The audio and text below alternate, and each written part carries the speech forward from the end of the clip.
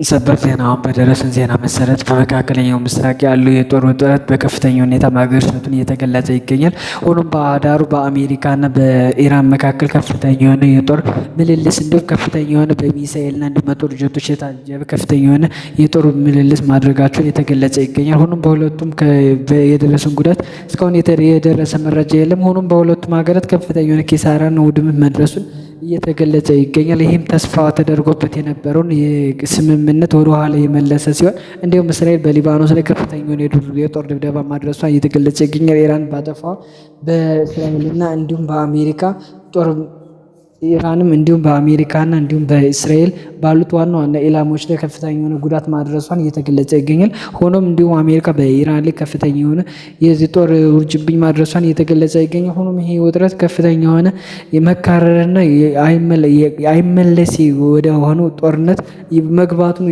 ፍንጮቹ እያሳዩ ይገኛሉ። ሆኖም በዚህ ጦርነት ምክንያት ከፍተኛ የሆነ የነዳጅ እንዲሁም የተለያዩ ሸቀጦች ዋጋ በአፋጣኝ ሁኔታ መጨመሩ እየተገለጸ ይገኛል። እንዲሁም የወሩ ምስጢር ዳግም መዘጋቱን እየተገለጸ ይገኛል። እንዲሁም የየመን ሁቲ በዚህ ጦርነት ማይቆም ከሆነ እኔም ዳግም ለመግባት እገደዳለሁ እያለ ከፍተኛ የሆነ ዛቻውን እያሰማ ይገኛል። እስራኤልም ደግሞ እኔ ደቡብ ሊባኖስን ብቻ አይቀረኝም ሙሉ ለሙሉ ቤይሩትን ተቆጣጥሬ ሊባኖስ የኔ ግዛት መሆኑ አይቀሬ ጉዳይ ይሆናል ብላ እየተገለጸች ይገኛል።